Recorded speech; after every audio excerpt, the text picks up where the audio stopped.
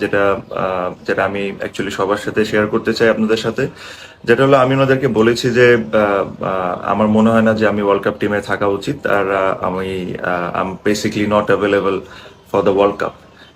এটার দুই তিনটি কারণ আছে।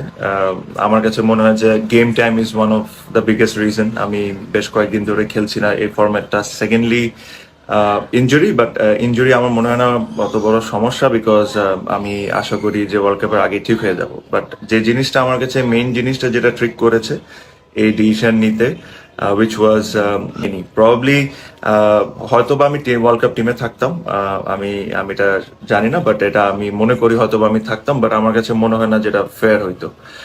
So I've conveyed my messages to both president and the selectors. আর সো এটাই, প্রবলি এই ওয়ার্ল্ড কাপে আপনারা আমাকে দেখবেন না, বাট বাট আমি এতটুকু বলতে পারি যে I wish all the best for the team for this series and the world cup. Secondly একটা রিকোয়েস্ট করব to all the media, no phone calls, no WhatsApp messages. I've taken this decision and I will stick to it.